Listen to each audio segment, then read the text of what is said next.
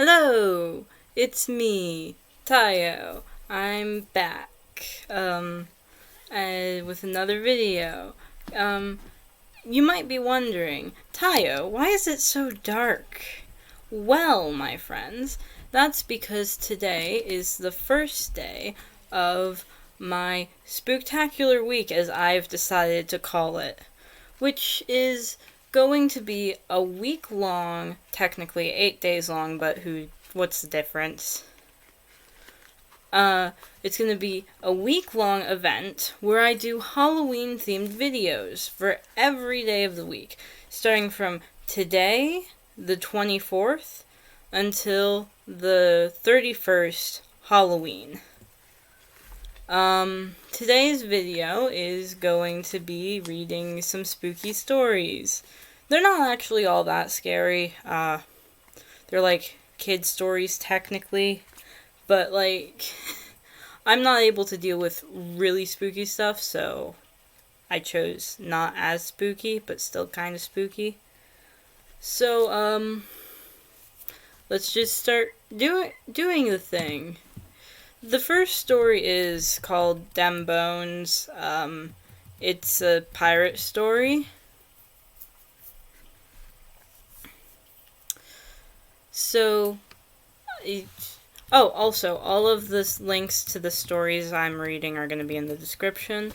I'll start reading the first one now. My granny was told as a child that Captain Kidd, knowing the law was on his trail, traveled up the Jersey coast looking for the perfect spot to bury his stolen booty, and he found it near a grove of gnarled, wind-swept pines on Sandy Hook.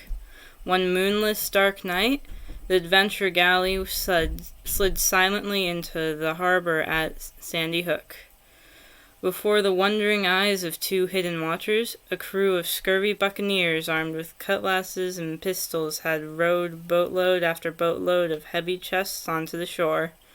They were accompanied by a tall, proud man with red whiskers and a cocked hat, and that the watchers recognized at once as the bold Captain Kidd.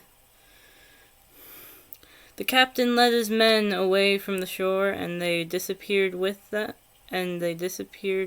into the grove of the pines. The pirates were gone a long time, long enough, according to those who watched, to bury any amount of treasure. They came away before dawn and rowed back to the adventure galley and sailed into the late vestiges of the dark night. Of course, the eager watchers kept their knowledge quiet and scurried down to the pine grove a few days later, armed with lanterns and shovels. But nary a gold coin found they, and in frustration they shared their tale with the other good folks in the region. After that, there was not a night when the pine grove did not see someone digging fervently with a shovel.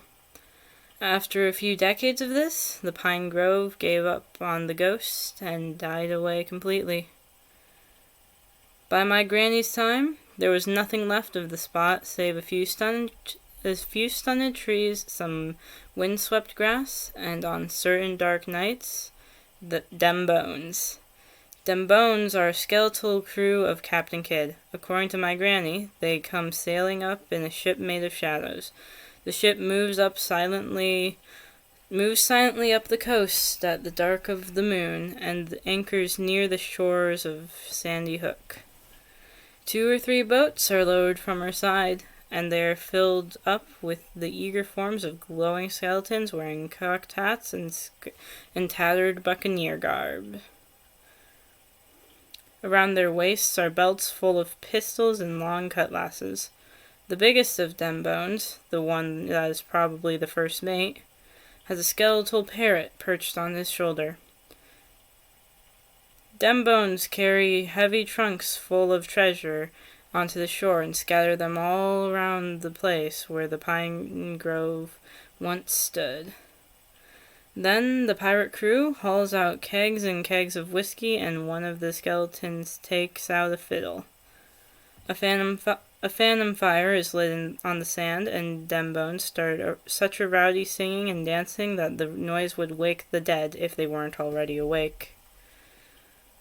When they are exhausted from the dancing, the glowing skeletons collapse on the sand and start telling stories about the ships they have captured and the treasures they have amassed. Some of them bones open the big trunks and take out jewels and ropes of pearls and adorn themselves. Others toss gold coins back and forth as if it was a child's ball. At the darkest part of the night, just before dawn, them bones pack up the trunks and row back to the ship of the shadows. One by one, the glowing skeletons disappeared into the hold and the ship draws anchor and sails away. That was the first story. Wasn't really all that scary, like I said, but it was interesting, I guess. The next one is called Haunted, and it's pretty obvious what it's about, so I'll just start reading it. In the town of Blakesley, Arkansas, there was a house that everyone knew was haunted. It was an old, neglected house on the side street of the oldest part of town. Sometimes the most wonderful smells issued from the house and filled the street with the heavenly odor of fresh baked bread. Whenever that happened, people would say that the old house must have been a bakery, or, at the very least, the former home of a fabulous baker. Sometimes the neighbors would hear the sound of music and laughter coming from the empty house as if there were a wonderful party in full swing. Whenever that happened, the neighbors would look at each other and say, "It sounds like a nice party. I wish I was invited." Whatever ghosts haunted the old house, they were benign and friendly ghosts. But even the friendliest spirits are scary, and no one ever actually went inside the house. With the possible exception of a young boy being dared by his playmates, no one ever even stepped foot on the front porch. One day, a man moved into town from a distant city. He saw the empty house and asked the neighbors who owned it. He was told the owner was unknown and that the property could be bought for back taxes. No one told the stranger about the house's curious history. The man went to City Hall and purchased the property. Soon after moving in, however, strange things began to happen. Odd noises in the night, weird lights drifting from room to room, the smells of baking from a cold kitchen, and, worst of all, the sound of a party when the new owners were trying to sleep. After a few days, the man's wife declared that she could no longer live in so haunted a place and moved out, taking the children with her. Before long, the man gave up as well. He was forced to find another place to live, but he was angry at the neighbors for not warning him about the house's reputation. He was angry at the town board for not telling him that the house was occupied by ghosts. In fact, he was angry at everyone in the town for treating him so badly. So, he went to the mayor to complain and see if he would get his money back. The mayor refused, saying he never misrepresented the house as anything it was not. "Just because a house is haunted," he said, "doesn't mean you can't live there. The trick is making friends with the ghosts, learning to get along with them." So, the man went to the pastor of the local church and told him his problems.